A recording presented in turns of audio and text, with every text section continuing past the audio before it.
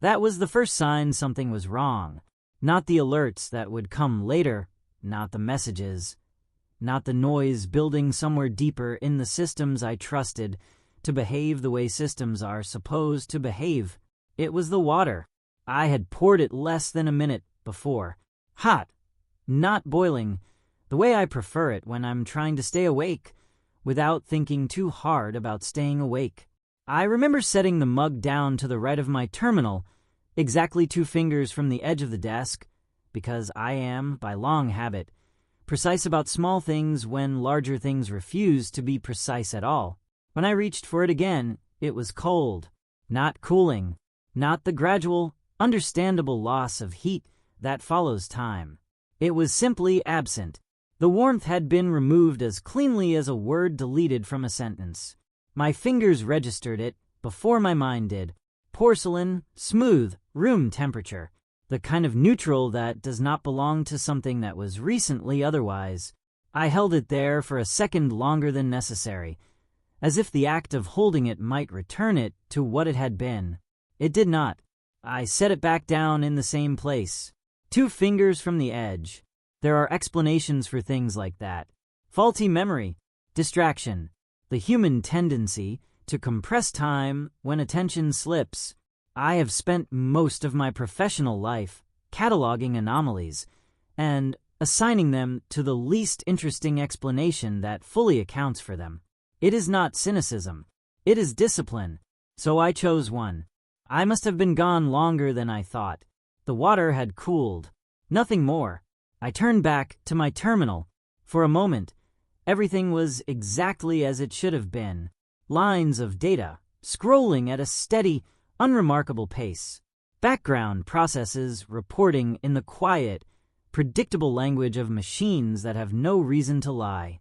The low, constant hum of infrastructure doing what it has always done. Then the hum changed. It did not grow louder. It did not become a sound you could point to and say, there, that is different. It shifted in a way that made the absence of difference feel deliberate, like a room where conversation has stopped a fraction of a second too quickly, leaving behind the outline of what should still be there. I paused, hands hovering over the keys. There is a particular kind of silence that does not belong to silence.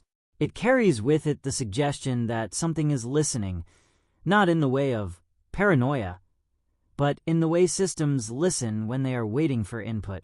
Patient, attentive, expectant. The terminal flickered. Not off, not on. Just a single interruption in continuity, as if a frame had been removed from the sequence, and the system had continued on without acknowledging the gap. I checked the logs automatically. Nothing. No error flags. No dropped packets. No latency spikes. If something had happened, it had happened cleanly enough to leave no record, and that in itself is a kind of record. Behind me, somewhere down the corridor, a chair scraped against the floor. The sound carried farther than it should have, sharper than the material warranted. It was followed by a pause that felt, irrationally, like the pause before a question. I did not turn around. Instead, I reached for the mug again. Still cold. I found myself noting the details with more care than they deserved. The faint condensation ring it had left on the desk, already drying at the edges. The way the surface of the water inside was perfectly still. No residual motion from when I had lifted it earlier. A small thing, but small things accumulate. Something, I thought, has changed the conditions. It was not a dramatic thought. It did not arrive with urgency or fear. It arrived the way conclusions do when the available data refuses to align with expectation, and the mind, quietly and without permission, adjusts the model. I glanced at the clock in the corner of the terminal. The seconds were moving. That should not have been something worth noticing. Seconds always move. That is their entire purpose. And yet I watched them for longer than I intended, tracking the steady progression, waiting for a hesitation that did not come. Everything was functioning. Everything was wrong. From the corridor, another sound. Footsteps this time, too fast for the hour, too uneven for routine. Voices followed, indistinct, overlapping, not yet loud enough to be called alarm, but no longer contained within the boundaries of normal conversation. I let out a breath I had not realized I was holding.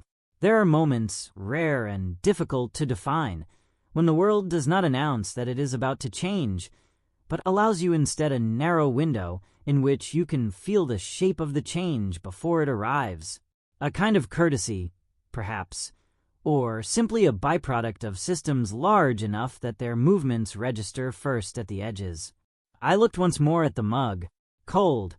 I turned back to the terminal, placed my hands on the keys, and waited for the next piece of information to present itself, already aware in a quiet, unarticulated way that whatever explanation I had chosen a minute ago was no longer sufficient. Something had taken the heat out of the water, something precise enough to leave everything else untouched. And whatever it was not finished. The next piece of information did not arrive gradually. It arrived all at once. Every screen in the room went white, not dimming, not glitching, not cycling through failure states the way systems do when they lose signal or power. There was no flicker, no cascade, no visible chain of cause and effect. One moment the terminals were filled with data. The next they were filled with nothing but a uniform, featureless white that did not belong to any operating system I had ever worked with. The hum in the walls stopped. That was when the voices in the corridor became something else entirely. I stood up slowly, not because I was afraid to move quickly, but because there is a kind of situation that punishes unnecessary motion, and I had not yet decided what this was. My chair rolled back a few inches behind me, the sound too loud in the sudden absence of everything else. "Did you?"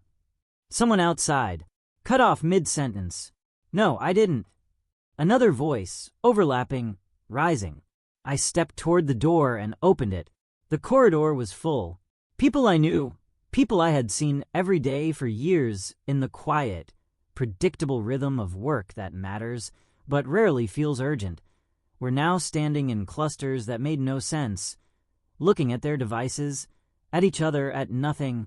A man from systems was tapping his tablet repeatedly, as if force might convince it to behave. Two analysts from the next section over were arguing in low, sharp voices, neither of them listening to the other. Every screen I could see was the same, white.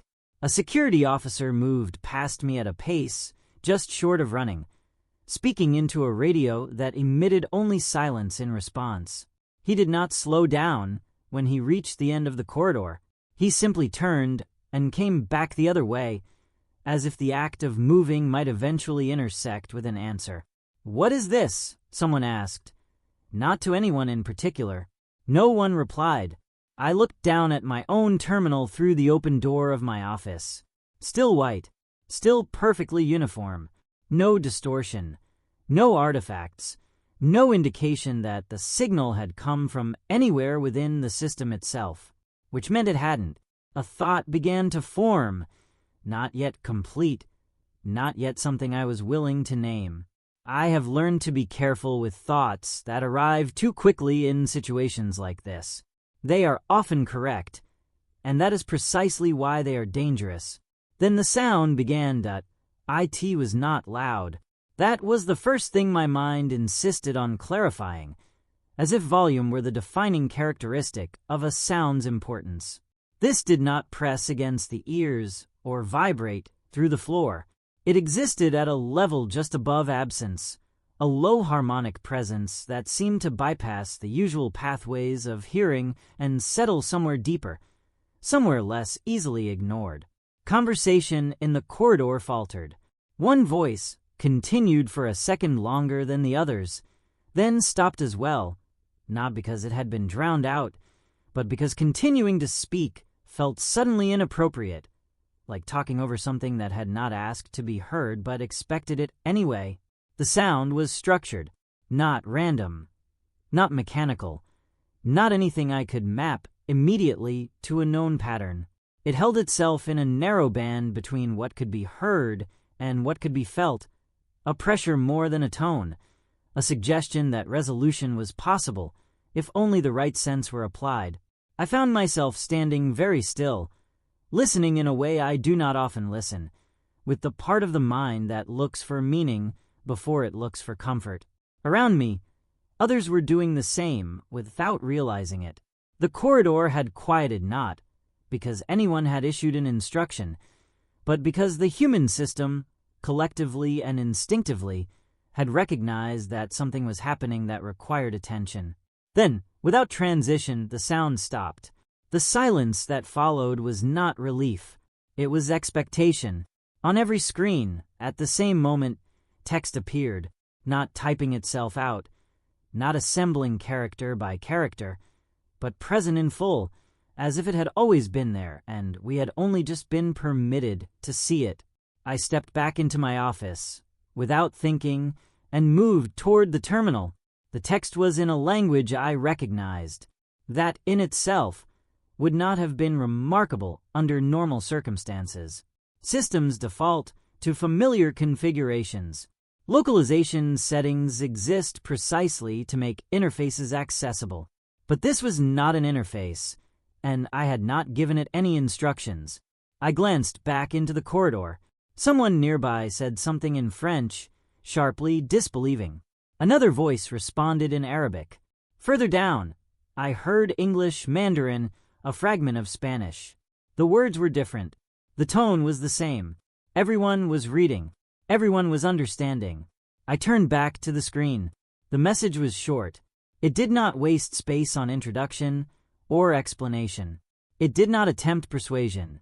It simply stated itself in a way that suggested it had no need to be interpreted. Species designation, human, threat classification, Tier 1. There was a pause in my mind at that line, a brief, automatic search for context that returned nothing useful. The terms were structured, hierarchical, part of a system that was clearly not ours and did not care to align itself with ours for the sake of clarity. The next line resolved that ambiguity.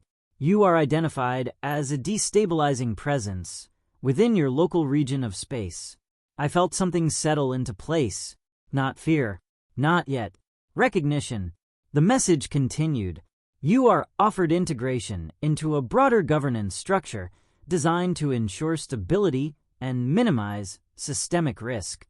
The language was precise, not emotional, not aggressive.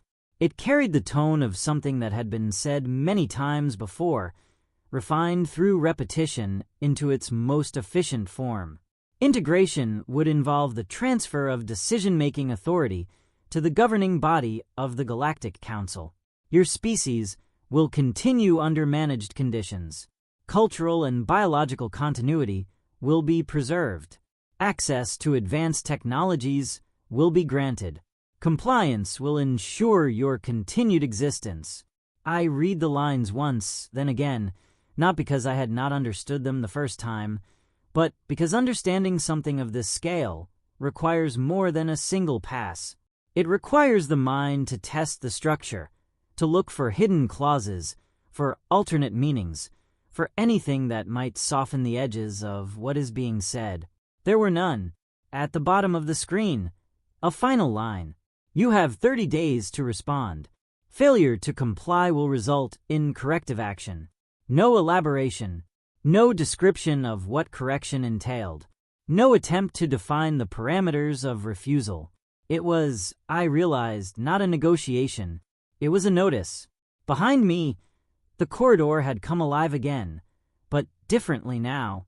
The voices were louder, more urgent, but there was a shape to them, a shared point of reference that had not existed a minute before. People were no longer asking what was happening. They were reacting to what had already happened. I reached for the mug on my desk. Still cold. I took a sip anyway.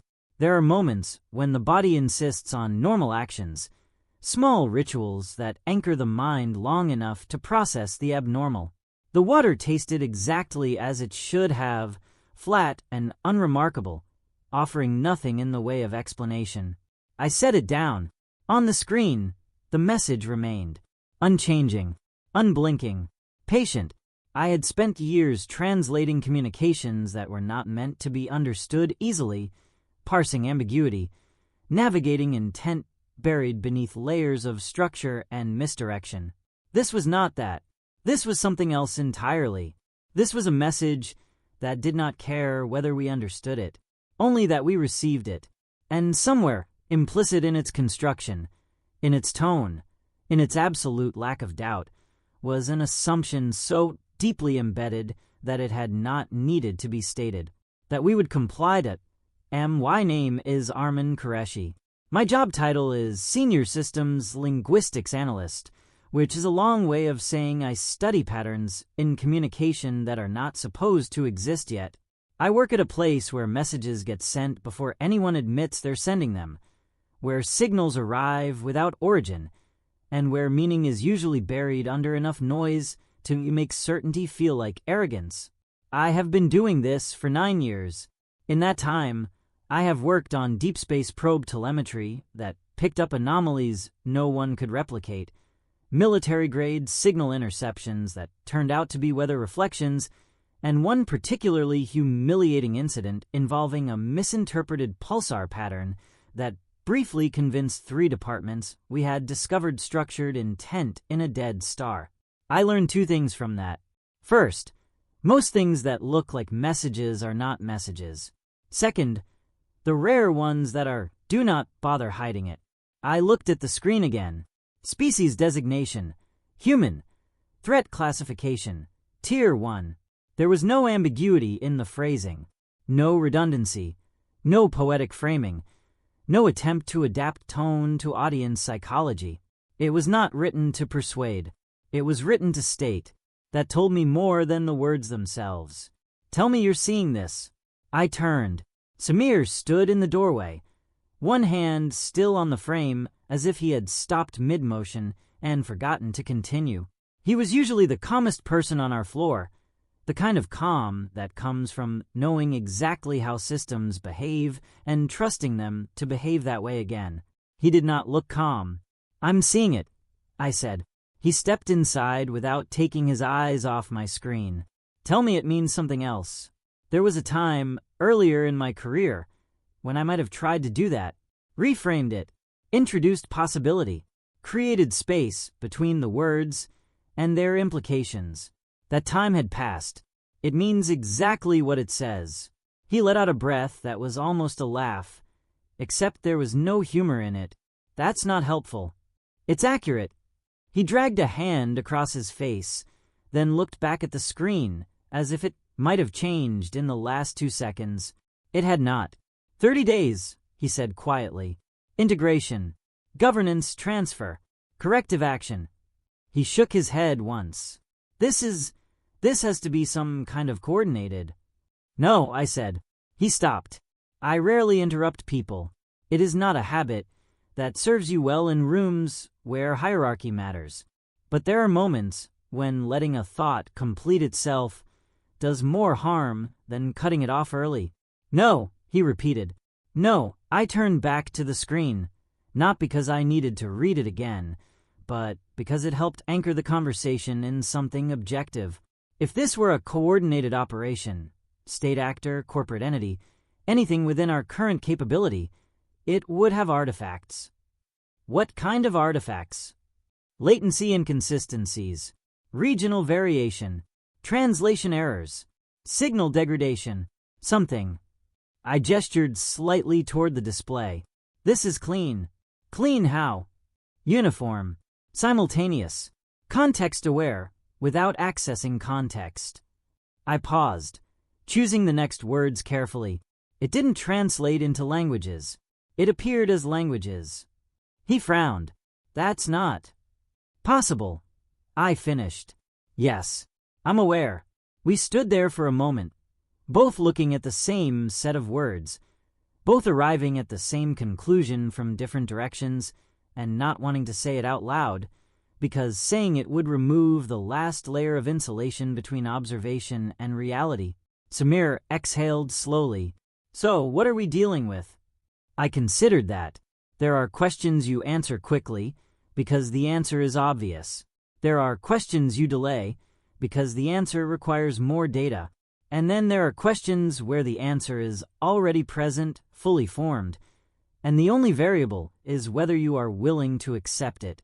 This, I said, is a first contact scenario. He stared at me. Not hypothetical, I added. Not theoretical. Not something we model in simulations or write papers about. I tapped the edge of the desk lightly with my finger once, twice. This is an external intelligence initiating structured communication with a planetary target. Samir's expression didn't change, but something in it settled. Not comfort, not acceptance, just a shift from reaction to processing. And they've already decided we're a problem, he said. Yes. And they've already decided what to do about it. Yes. He let out another breath, steadier this time. That's efficient. It is. That's not good. No, I said. It isn't. From the corridor, the noise had begun to organize itself into something resembling direction. Voices were still raised, but now they were moving, converging towards specific points instead of dispersing aimlessly. Someone called out for all senior analysts. Another voice responded with a location. Samir glanced back toward the door, then at me. They're going to want to read on this.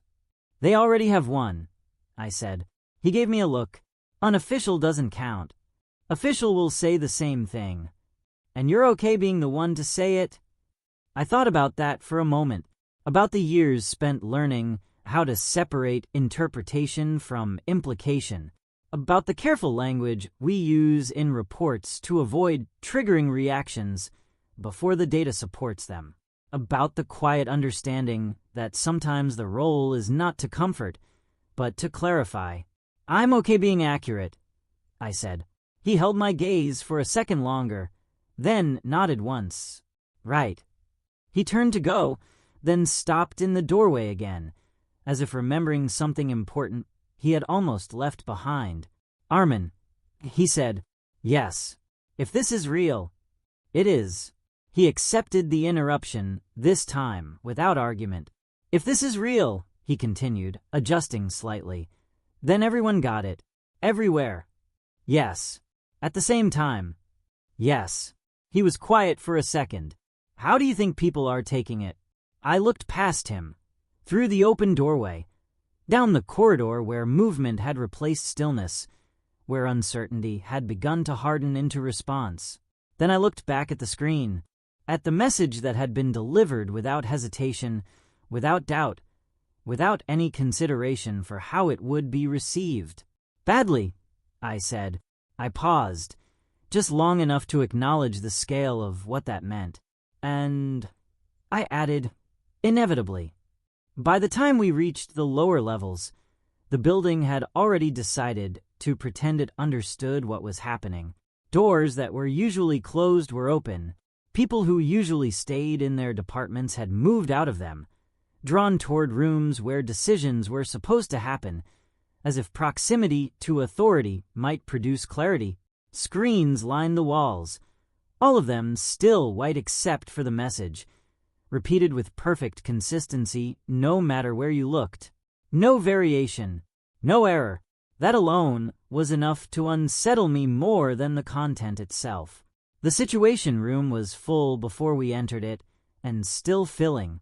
Uniforms, suits, people who had spent entire careers preparing for crises that now had the decency to arrive and behave within known parameters. This was not one of those crises. Everyone was talking. No one was listening. I stopped just inside the doorway and watched for a moment. It is a habit I have kept even when it has not been rewarded. Rooms reveal themselves if you let them. They tell you what they are afraid of, what they think they can control, what they are pretending not to see. This room was afraid of being irrelevant. We need verification from at least 3 independent. I'm telling you this could be a coordinated. Get me a direct line to, no, not that office, the other. If this is some kind of signal hijack, we should be isolating. Samir moved ahead of me, drawn into the current. I stayed near the wall, close enough to hear, far enough to avoid being immediately pulled into the noise. At the center of the room, a long table. Around it, the people who would be expected to produce something resembling a plan. Military, diplomatic, technical. Their presence gave the illusion of structure. The illusion was doing a great deal of work. A man I recognized from high-level coordination briefings stood at the head of the table, one hand braced against the surface, as if anchoring himself. His voice cut through the others, not because it was louder, but because it was practiced. "We need order," he said. The room continued talking. He tried again, sharper this time. "We need order." A few voices dropped. "Not enough. We need a full translation team on this message immediately." "It's already translated," someone said from the far side. A pause. "What do you mean it's already translated?" "It's in every language. Simultaneously." "That's not. Verify it." "It has been verified." Another voice added, closer to me. "Multiple teams. There are no discrepancies." Silence, brief and fragile. The man at the head of the table absorbed that, the way people do when information arrives that removes options rather than creating them. You could see the recalculation happen behind his eyes.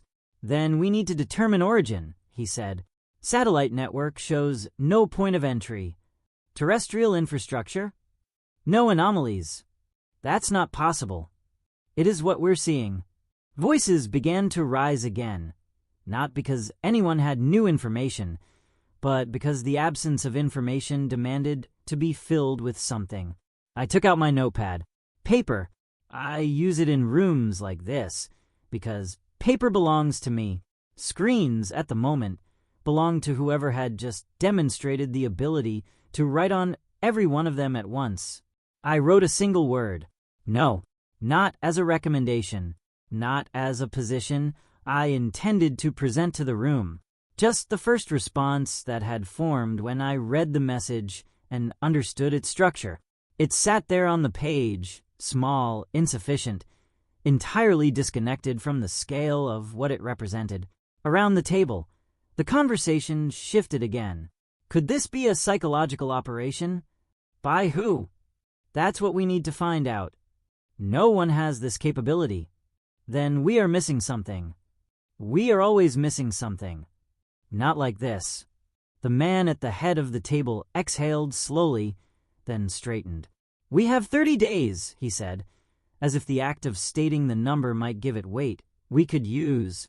We do not yet know who sent this, how they sent it, or what they are capable of beyond this demonstration.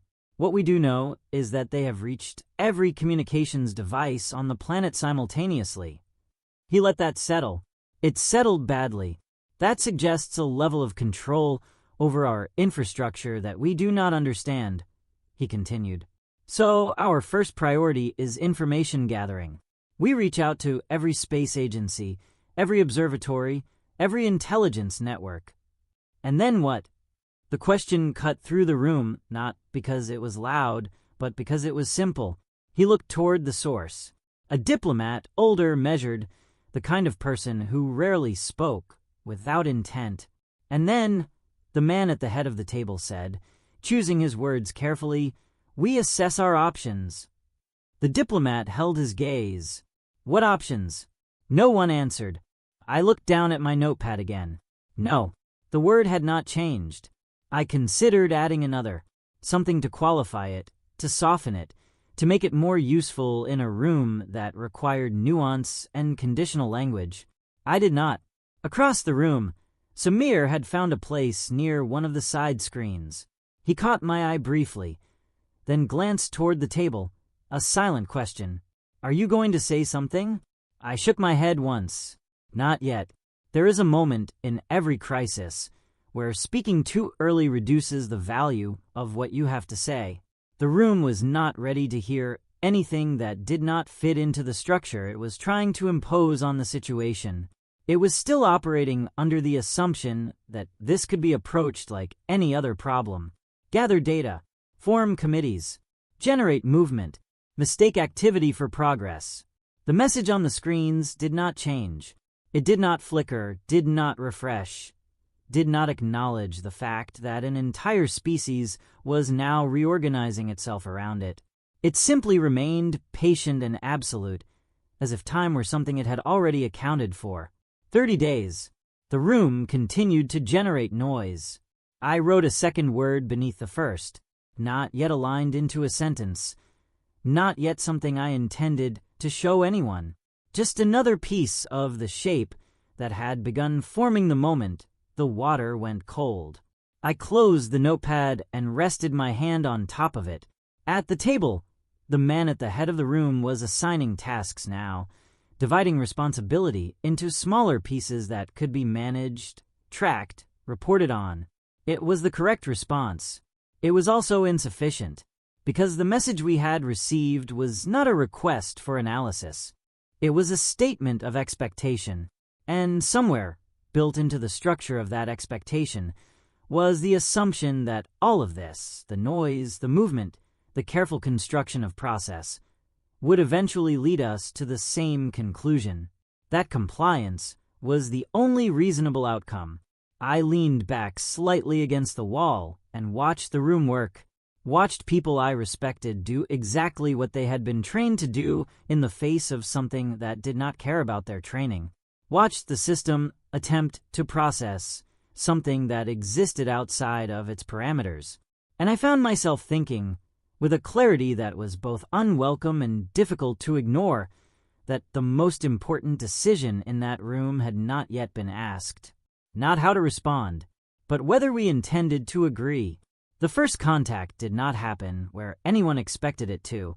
For the first 6 days, the assumption held that whatever had sent the message would arrive in a way we could point to: orbit, atmosphere, a location that could be mapped, tracked, surrounded by satellites and sensors, and all the instruments we use to make the unknown feel measurable. We prepared for that. We mapped possible entry vectors. We designated landing zones that balanced visibility with containment. We drafted protocols for physical encounter, for translation layers, for every version of arrival that involved distance being crossed in a way we understood. On the 7th day, at 9:12 in the morning, those preparations became irrelevant. I was in the conference room assigned for first contact, seated at the far end of the table, with my notes arranged in front of me in an order that had seemed important an hour earlier. Samir stood behind me, slightly to the left, in the position of someone who was not meant to speak unless necessary, but intended to be present for whatever happened. General Rahman was near the door. 2 representatives from the diplomatic corps sat across from me, composed in the particular way people become when they are aware that history is about to happen and are determined to meet it without visible reaction. The room was quiet, not tense, not yet, just waiting. We had been given a time window, but no confirmation. That alone was unusual.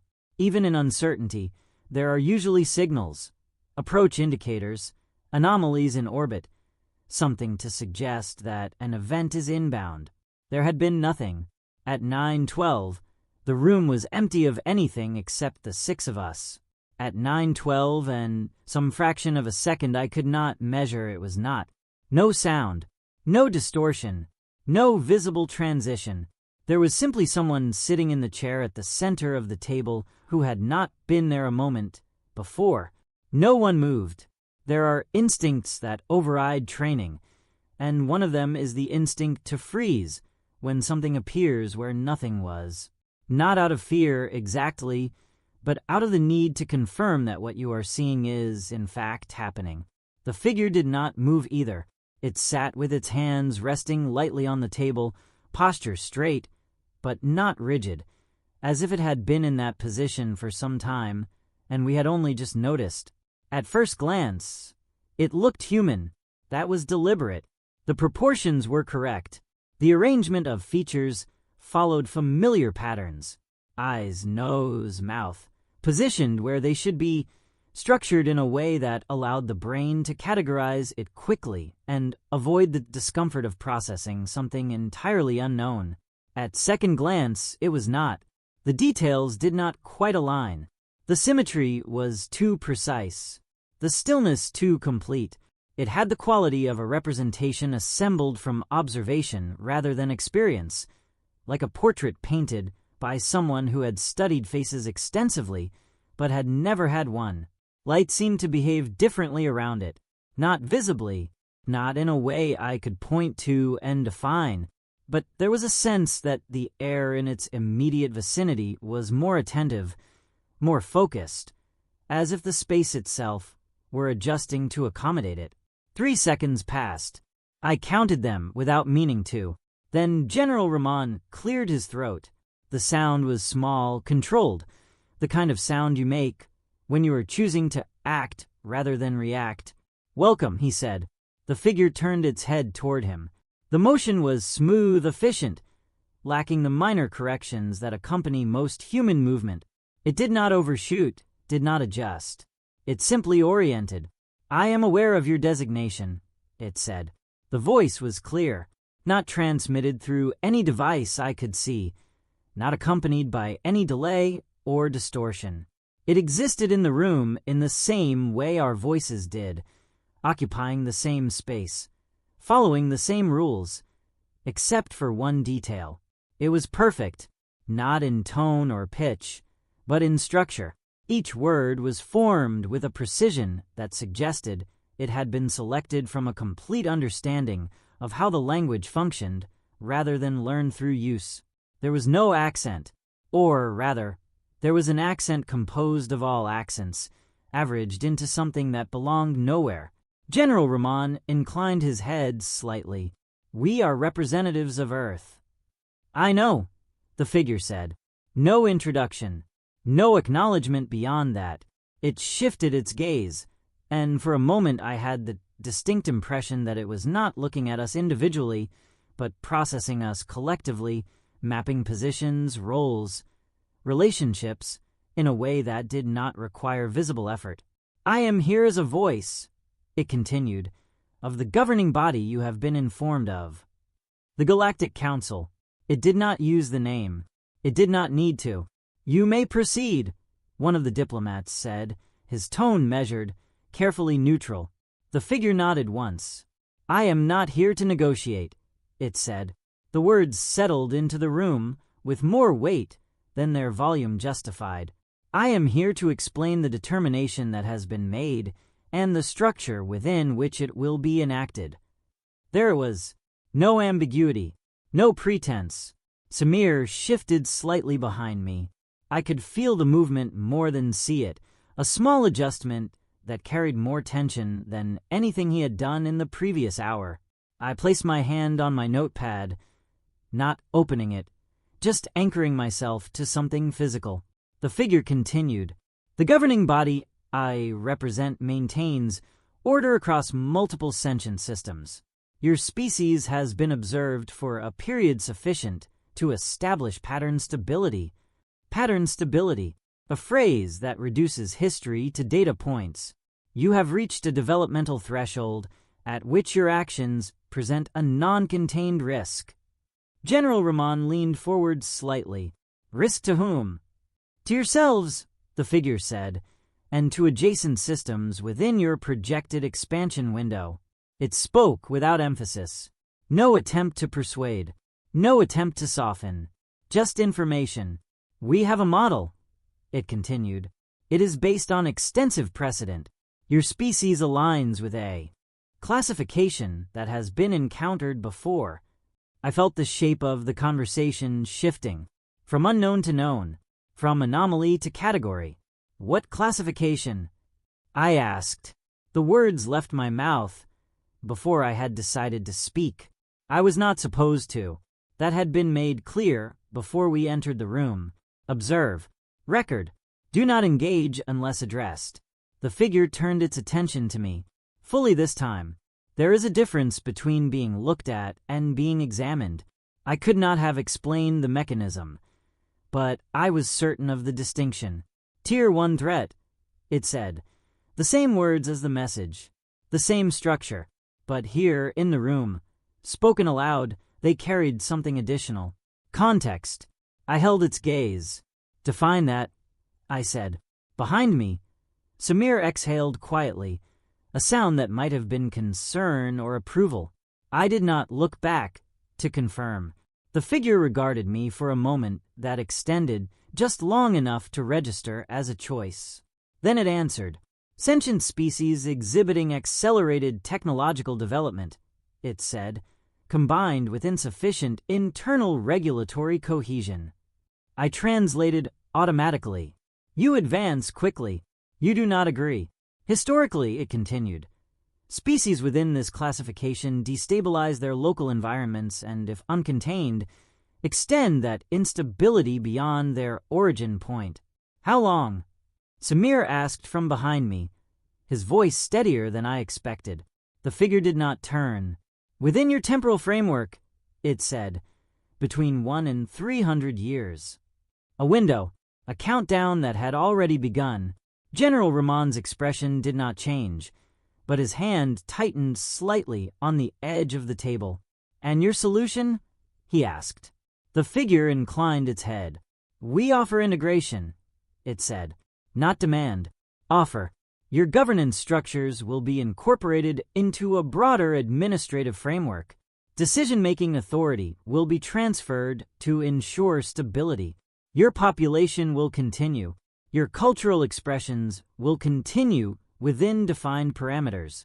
Your development will proceed at a rate calibrated to minimize risk. It paused. In exchange, you will receive access to technologies beyond your current capabilities. You will receive protection from external threats.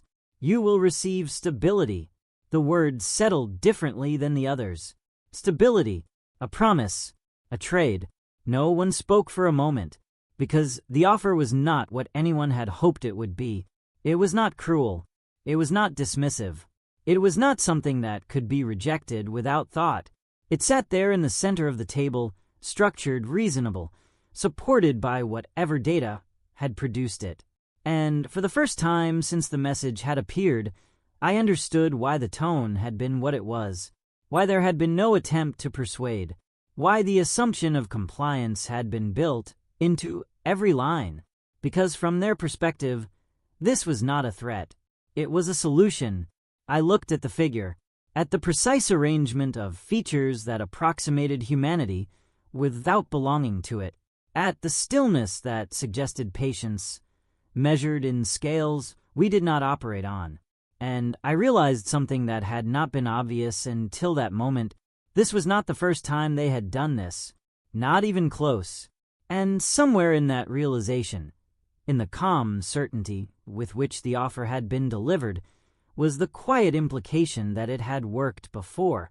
Every time, no one spoke immediately after the offer was laid out, not because there was nothing to say, but because there was too much of it, and none of it fit cleanly into the shapes we were used to working with. Threats are easier. Hostility gives you direction. Even uncertainty has a kind of structure you can move within. This had none of that. It was reasonable. That was the problem. General Ramon leaned back slightly, not withdrawing, just creating enough space to think. You're asking us, he said carefully, to surrender governance of our entire species. I am informing you, the figure replied, that such a transfer will occur. The correction was precise, not confrontational, not aggressive, just accurate. One of the diplomats across the table spoke next, his voice controlled, the cadence of someone trained to navigate impossible conversations without allowing them to collapse. You describe this as integration, he said. From our perspective, it resembles subjugation. It does not, the figure said. Again, not defensive, not offended, just certain. Your species will continue, it added. Your biological continuity is not at risk. Your cultural expressions will persist. Your internal experiences will remain intact. Under your control, Samir said. Under structured guidance, the figure corrected. Language matters. Even here, especially here. I watched the exchange without interrupting. Not because I had nothing to add, but because I was listening to the shape of the argument more than the content. The words were almost irrelevant. The structure beneath them was what mattered. Offer, clarification, reframing, a pattern. How many? I asked. The figure turned to me again. How many species have you integrated like this? There was no hesitation. 47, it said. The number settled into the room. 47. Not theoretical, not projected, completed. Over what period? General Rahman asked. Approximately 60,000 of your years. Samir let out a quiet breath behind me. I could feel it more than hear it. That's, he started, then stopped. A long time, a scale we struggle to hold in a single thought. And these 47 species, the diplomat continued, they still exist? Yes. Peacefully? Yes. Without internal conflict? Within acceptable thresholds. That last phrase did more work than the others. Acceptable to whom? Stable? The figure added, as if recognizing the need to translate its own framework into ours. There was again stability, presented not as a benefit, but as a baseline expectation, and they agreed to this. I asked. They recognized the necessity, the figure said. That's not what I asked. A pause, not long, not dramatic, but longer than any of its previous responses. We presented the integration structure, it said. They accepted. Accepted. Another word doing more than it appeared to. I leaned back slightly, just enough to shift my perspective without breaking the line of attention. And since then, I asked. The figure regarded me. They have continued, it said. Have any of them regained full autonomy? Another pause. This one longer. The room noticed. For species within your classification, it said, that outcome has not occurred. Not yet occurred. The phrasing was careful, but the meaning was clear. 47 civilizations, 60,000 years. Not one had moved beyond managed existence. Samir spoke quietly, almost to himself. So it's permanent. It is stable, the figure said. Not a denial, not a confirmation, a reframing. I looked down at my notepad, still closed under my hand. I didn't need to open it. The words were already there.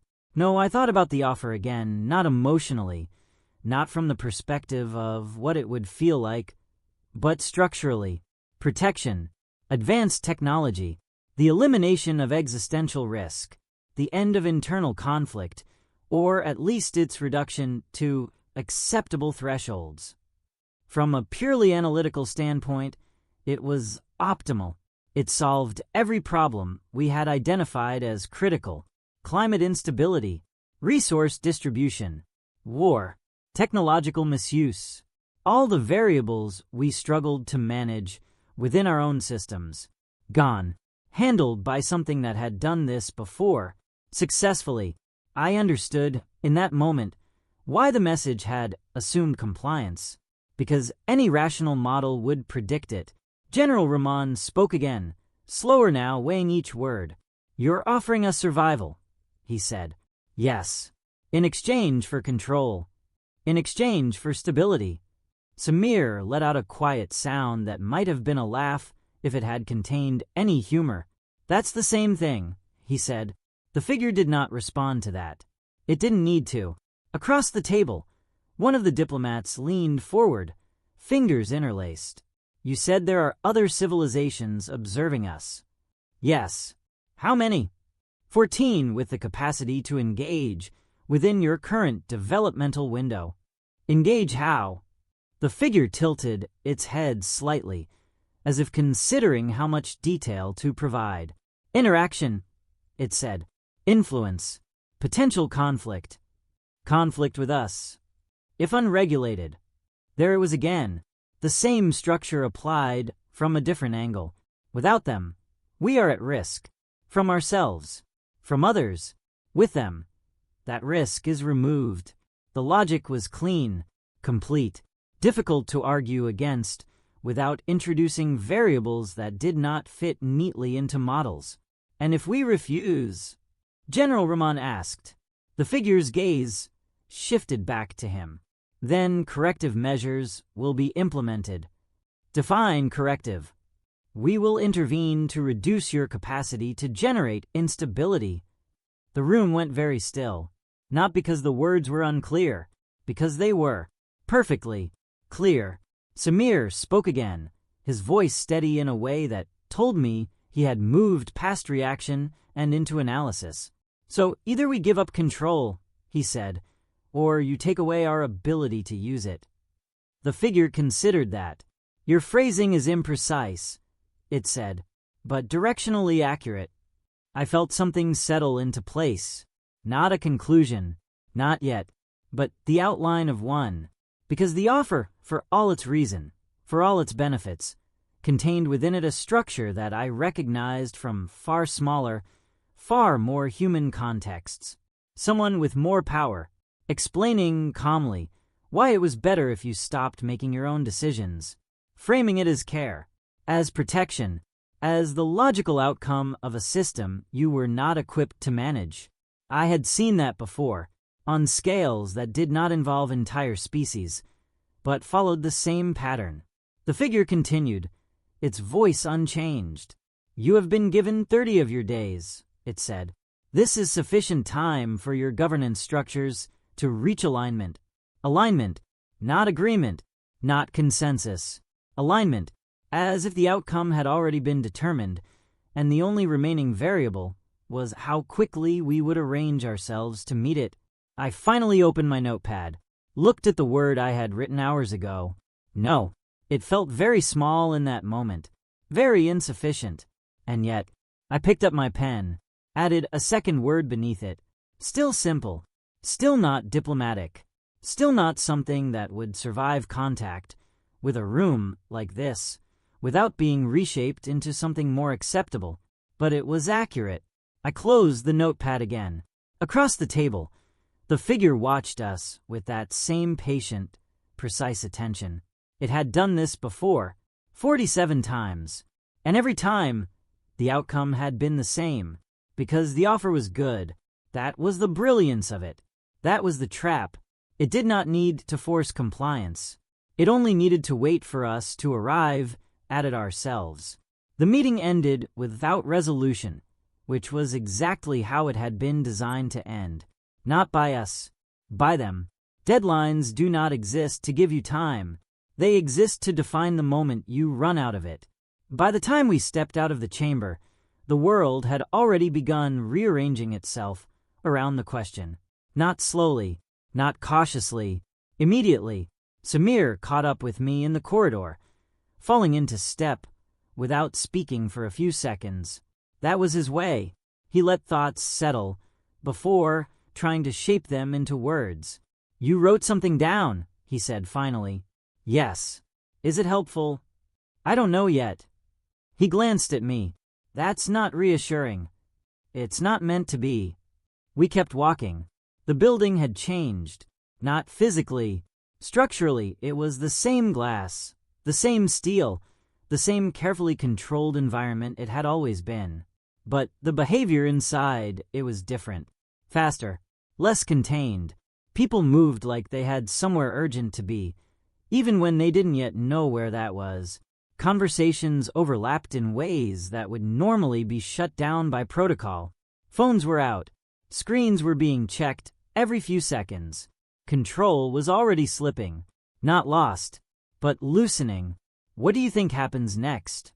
Samir asked. I thought about that. Not in terms of events. In terms of patterns. Information, I said. Then positioning. Then negotiation attempts that won't be called negotiation.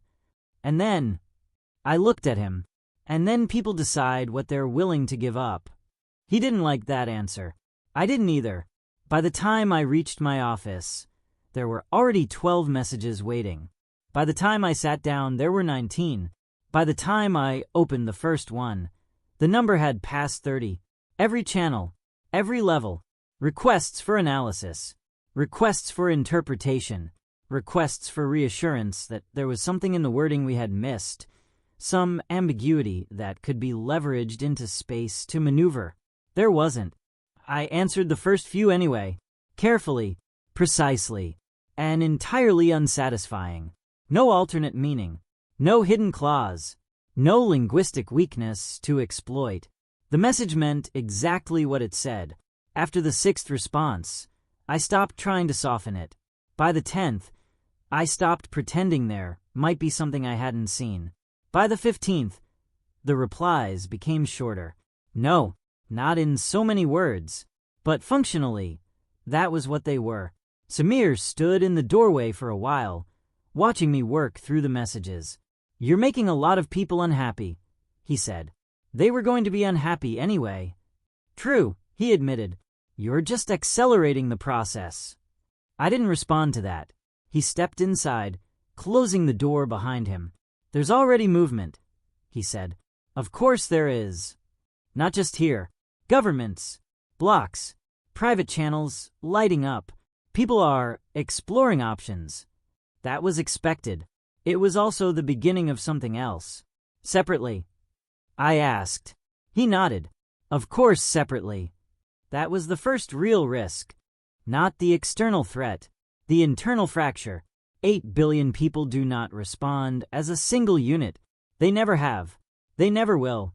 And in a situation like this, the pressure to break formation, to secure advantage, to negotiate privately, to ensure your own survival first, becomes enormous. "I've already heard rumors," Samir continued. "Nothing confirmed, but enough to suggest it's happening." "It is happening," I said. "You don't sound surprised." "I would be if it wasn't." He leaned against the desk, arms crossed. "So what stops it?" he asked. "What stops this from turning into a race to surrender first?" I looked at the wall, still blank. "For now, nothing," I said. "That's not a great answer. It's an honest one." He exhaled slowly. "Then we're going to fracture." "Probably. And once that starts, it accelerates." We both knew how that pattern ended. We had seen smaller versions of it play out too many times. The logic was simple. If surrender is inevitable, the optimal strategy is to surrender early and negotiate better terms. If someone else is going to take control anyway, you position yourself closer to that control. You become useful. You become aligned. You survive better than the ones who resist. It was rational. It was efficient. And it was exactly what the offer was built to exploit. Samir pushed off the desk, pacing once across the room. "So we either hold together," he said, "or we don't." "Yes. And if we don't?" I didn't answer immediately, because the answer wasn't complicated. It was just final. "Then the decision gets made for us," I said. He stopped pacing. "That's it. That's it." Silence settled between us for a moment. Not heavy, just real. Then he nodded once, like he had accepted something he didn't like but couldn't argue with. "I'll get you the latest feeds," he said. "Public response, not just official channels. That's the part I'm more interested in." I figured. He left without another word. I turned back to my desk, opened a new document. Not a report, not yet. Just a place to start collecting. Within an hour, the first wave of public reaction was visible. It wasn't clean. It wasn't unified. It wasn't anything that would fit into a summary brief without losing most of what mattered. It was noise. Raw, unfiltered, global noise.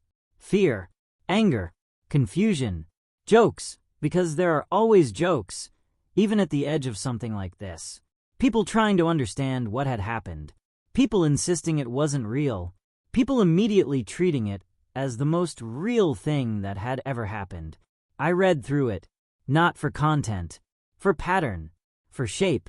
What does 8 billion people thinking at once look like? The answer was chaotic, contradictory, unmanageable, and entirely familiar. I stood up, walked to the wall, and pulled the first printout from the tray. A statement, not official, not from any government, just a person, short, direct, angry in a way that didn't try to hide behind anything more sophisticated. I pinned it to the wall, then another, a longer one this time, more structured. Someone trying to reason their way through it. Then another. And another. Different languages. Different tones. Different conclusions. But all orbiting the same central gravity. The question, who decides? By the end of the first day, the wall wasn't empty anymore.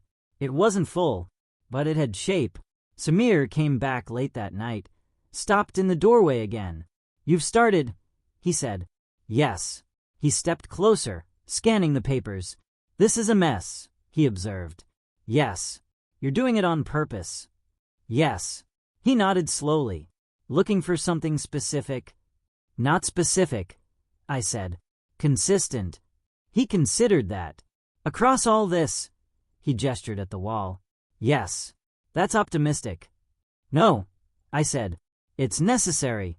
He didn't argue with that. Outside the window, the city was still awake, not in the way cities usually are, not pockets of activity. Everything. Lights on everywhere. Movement everywhere. People not sleeping, because something had shifted and they could feel it, even if they couldn't yet define it. I looked at the wall again, at the contradictions, the disagreements, the arguments already forming, and somewhere underneath all of it, not yet clear, not yet clean, but present. Something shared, not a unified voice, not agreement, but a boundary, a line. I just didn't know where it was yet. The line held, not perfectly, not permanently, but it held. That was enough for now. The shared tension became visible across every screen I monitored, every feed I checked, every alert that pinged my console. A pulse, a rhythm, a collective hesitation, faint, uneven, but undeniable. By morning, the world had shifted, not visibly, not materially, but beneath the surface, in decisions made, in paths chosen, in the quiet calculations of billions. Something had changed. There was caution now, a pause, a measure of restraint, the first subtle sign that the pattern could be influenced, bent, perhaps even redirected. I moved through the command nodes, watching teams react. Some had already begun exploiting the vacuum, moving aggressively to claim advantage. Others had frozen entirely, unsure how to proceed without triggering catastrophe.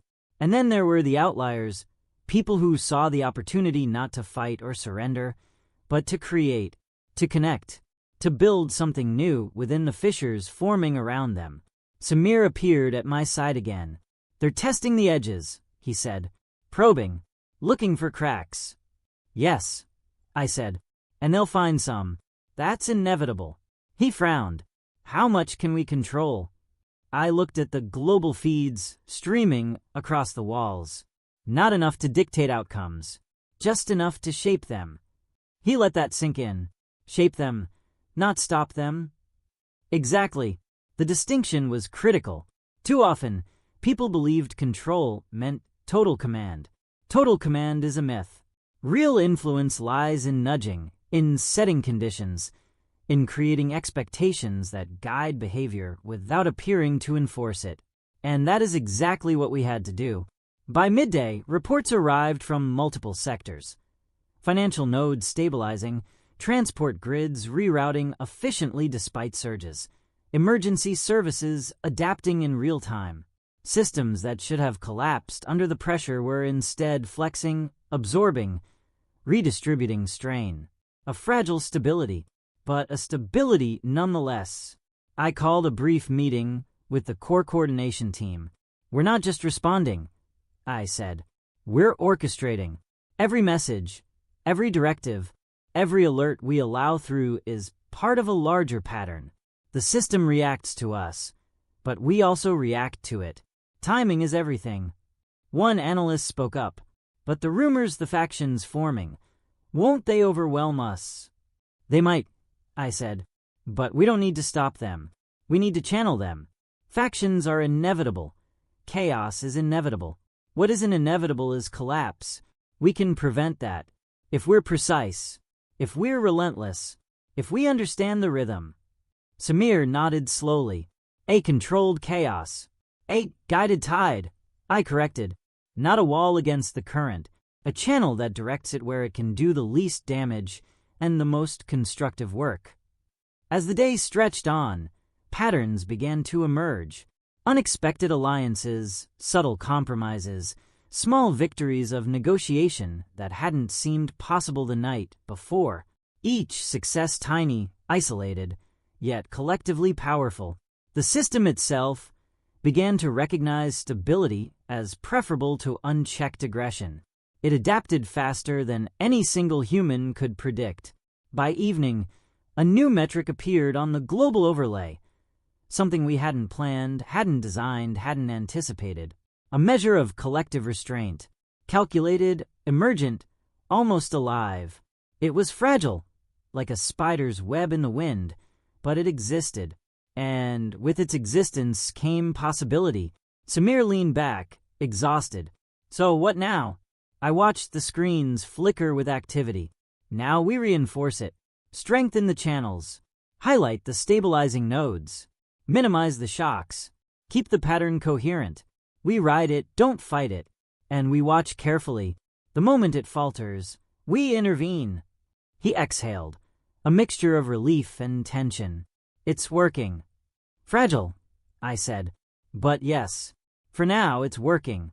Outside, the city lights shimmered against the dark horizon. The world hadn't noticed. Perhaps it never would. But beneath the surface, a pattern was forming. A heartbeat, a rhythm, a possibility. And that was all we needed to begin shaping the future. It wasn't victory, not yet. But it was proof. Proof that even in the shadow of inevitability, even under the weight of billions of choices, influence could exist. And influence could be enough. The first real wave of hope had arrived, quiet, subtle, but unmistakable. The night stretched on, heavy with expectation and uncertainty. The systems we had guided, the channels we had reinforced, began to hum with coordination that was almost imperceptible, yet undeniably present. Small successes propagated outward like ripples on a pond, each one influencing countless others in ways no single human could track or predict. I watched as factions that had been poised for conflict hesitated. Miscommunication that could have sparked chaos instead generated negotiation. Calculated risks were met with calculated restraint. It was as if the world collectively had learned a new rhythm, and for the first time, it moved in a way that aligned with the fragile stability we had orchestrated. Samir appeared at my side once more. They're adapting faster than we thought possible. Adaptation is an evolution, I said. It's reaction, and reaction can be guided. Evolution, that takes time. But guidance can reshape outcomes in hours, minutes, even seconds. Through the night, alerts came from every sector. Infrastructure nodes held under stress. Communications rerouted efficiently. Supply chains adapted to unforeseen disruptions. And across social channels, the tone of public discourse shifted imperceptibly but measurably.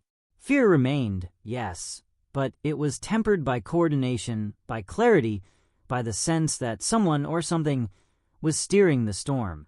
By early morning, patterns that had seemed random began to solidify into predictable cycles. Localized crises were absorbed by the system without spreading, conflicts contained without escalating. The emergent behavior was astonishing. Billions of independent decisions converging toward stability. The system was learning to preserve itself, guided gently but decisively. I convened the core team for a briefing. We're seeing the first real evidence of large-scale emergent cooperation. It's fragile, but it's consistent. If we maintain our influence, we can extend it, strengthen it, and guide it toward constructive outcomes on a scale previously unimaginable. An analyst spoke up, voice tinged with awe. It's like the world is waking up, responding intelligently, almost consciously. Not consciously, I corrected. Emergent behavior isn't conscious. It's pattern recognition amplified across millions of nodes. But for all intents and purposes, It behaves as if it were aware, and that's enough to create leverage. As the sun rose, casting long shadows over the cityscape, I realized the enormity of what had begun. We had demonstrated that influence, subtle and precise, could reshape outcomes, even in the face of overwhelming complexity. What had seemed inevitable, the collapse, the chaos, the uncontrollable spiral, had not occurred. Instead, a new order, delicate but resilient, had emerged. Samir exhaled, exhaustion and exhilaration in equal measure. So, what do we do next? Next, I said, we ensure it lasts. We identify the weak points, the vulnerabilities, the unpredictable human variables. We reinforce the channels, protect the stabilizing nodes, and remain vigilant. The pattern is strong, but strength alone isn't enough. It must be guided continuously, attentively, relentlessly. The day unfolded with cautious optimism. Decisions at every level reflected an unseen hand guiding the currents of choice. Conflicts diffused before they escalated. Resource shortages were mitigated preemptively. Communication gaps filled almost automatically. The emergent order spread, reinforcing itself through the natural inclination of people and systems alike to seek stability, security, and continuity. By evening, a subtle but undeniable shift had taken hold. What had begun as fragile alignment had blossomed into a network of interdependent systems, a lattice of influence that sustained itself, adapted, and even improved incrementally. The pattern was no longer imposed. It had become a living architecture, shaped by countless decisions, yet guided by the influence we had embedded from the start. I watched the final reports come in, the data streams converging into a coherent pict, but unmistakable. Samir's voice was quiet, reverent. It's beautiful. Not beauty, I said. Control, influence, coordination. Beauty is in the perception. What matters is that it works, that it holds, that it can survive. And in that moment, for the first time, I allowed myself to believe. Not in perfection, not in absolute control, but in possibility. That even in a world defined by chaos, by billions of unpredictable choices, subtle guidance could create something enduring, something resilient, something worth fighting for. The first real structure of a new era had taken shape, invisible to most, yet transformative in its reach. And as the city lights flickered under the rising sun, I knew this was only the beginning. The morning was quiet, almost deceptively so. From the observation deck, I watched the city breathe. Streets once chaotic, now followed subtle, predictable rhythms. Data points that had been chaotic noise weeks ago now formed patterns that could be anticipated, even gently guided. What had started as isolated interventions had evolved into a vast, interlocking system, self-sustaining yet pliable to careful influence. Samir joined me silently, taking in the view. It's different, he said. I can't tell if it's stable or just holding its breath. Both, I replied. Stability is temporary. Holding its breath is perpetual. The trick is to maintain balance between the two, enough freedom to adapt, enough structure to persist. Reports continued to stream in. Resource flows were optimized automatically. Conflicts diffused preemptively. Critical infrastructure ran without interruption. Even human behavior, the most unpredictable element, showed emergent patterns that allowed for intervention before crises could bloom. The system we had nudged was no longer fragile. It had developed resilience, the ability to correct itself, to absorb shocks, and to continue functioning under pressure. A council of analysts approached, hesitant but eager. The patterns they're holding, and improving, one said. We can forecast outcomes with unprecedented accuracy now. Forecasting is only the beginning, I said. We can now influence trajectories, reinforce beneficial outcomes, and mitigate negative ones. The world has become a canvas, and influence is the brush. But remember, subtlety is key. Too much force, too blatant an intervention, and the system resists. Influence works best when it is invisible, when it feels like choice rather than coercion. Samir nodded slowly. So this is the new normal. I shook my head. No, this is the new possibility. Normal will evolve as the system learns. But for the first time, we've proven that chaos is not absolute, that emergent order can be guided without destroying the autonomy that gives it strength. This is humanity learning to orchestrate itself on a scale we never thought possible. Outside, the city pulsed with life, each movement, decision, and interaction feeding into the lattice we had built. What had once seemed impossible, coordinated stability across billions of variables, was no longer a dream. It was reality, not a perfect one, but a resilient one, not one free of conflict, but one capable of navigating conflict without collapse. As the sun climbed higher, casting a warm glow over the streets and towers, I realized the final truth of our work. Influence, when applied wisely and persistently, did not dominate. It guided, it nurtured, it allowed the natural intelligence of countless individuals to coalesce into a system stronger than any single mind, any single force, could create alone. Samir's voice broke my reverie. And after this, I said, we watch, we adapt, we learn. The structure is in place, but life will always find new challenges. Our role is not to control, but to shepherd, not to dictate, but to enable. The world can now rise to its potential, and we are the unseen architects of that possibility. The horizon stretched endlessly, a tapestry of lights, movement, and potential. And for the first time, I felt the weight of what we had achieved. Billions of choices aligned not through fear, not through force, but through subtle guidance, creating a future where order and freedom coexisted. The era had begun, and it was ours to nurture, not with domination, but with quiet, persistent influence. Humanity had stepped into a new chapter, one where the impossible could be shaped, where chaos could be tempered, and where the potential of countless lives could be guided toward something greater than any one of them could imagine.